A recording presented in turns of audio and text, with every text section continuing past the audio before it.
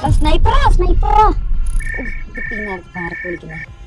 Hello hello, Aswathy അല്ലേ? അതെ. ഇത് 2024 ഡിസംബർ 1 അല്ലെങ്കിൽ ഓക്കെ. നിനക്ക് കുറച്ച് ദിവസം കൂടെ കഴിഞ്ഞ എക്സാം അല്ലേ വരുന്നേ?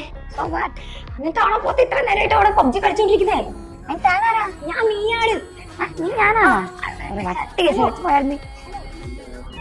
ഓ, എന്നെക്കൊണ്ട് ഞാൻ തന്നെ തോറ്റു. വെക്കല്ലേ. ഒരു കാര്യം കൂടി ഞാൻ പറഞ്ഞില്ല. ഞാനിപ്പോ പറഞ്ഞൊന്നും നിനക്ക് വിശ്വാസം വരില്ല. ഒരു കാര്യം ചെയ്യും. ഇപ്പൊ അവിടെ സമയം 4 മണിയല്ലേ? ഇപ്പൊ അച്ഛൻ്റെ നല്ലൊരു ആട്ടം നിൽക്കുമ്പോൾ കേൾക്കും. അത് കഴിഞ്ഞ് അച്ഛൻ തിരിച്ച് പോകുന്ന വഴിക്ക് റൂമിലെ ഫാൻ ഓഫ് ആക്കാൻ നോക്കുമ്പോൾ അച്ഛനെ ഷോക്ക് അടിക്കും ചെയ്യും. നീ ഇങ്ങനെ ഫോണിൽ കളിച്ചോണ്ടിരുന്നോട്ടാ. ആരാധന പ്ലസാ ഉപകാരമില്ല അവളെ കൊണ്ട്.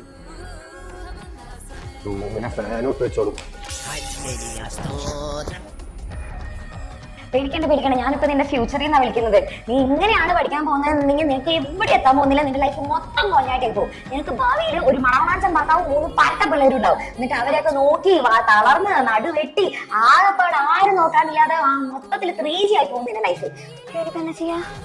ഒരു കാര്യം ചെയ്യും. ഇതുവരെ ഒന്നും പഠിച്ചില്ലല്ലോ. ഇനിയിപ്പോ ലാസ്റ്റ് ഇപ്പൊ ചാൻസ് പറയാനായിട്ട് ഇപ്പൊ ഒരു വഴിയുള്ളൂ. എക്സാമിന്റെ ഒരു ഇവന്റ് നടക്കുന്നുണ്ടാവും ഇന്ന് രാത്രിയായിട്ട്. അതൊക്കെ ഒന്ന് കാണാം. പിന്നെ ബാക്കിയുള്ള മാരത്തോണൊക്കെ ഒന്ന് കണ്ടു നോക്കി നോക്ക്. അങ്ങനെ എങ്ങനെയെങ്കിലും ഒന്ന് രക്ഷപ്പെടാൻ നോക്കി. എനിക്ക് പാറ്റ പിള്ളേരെ നോക്കാൻ വയ്യ.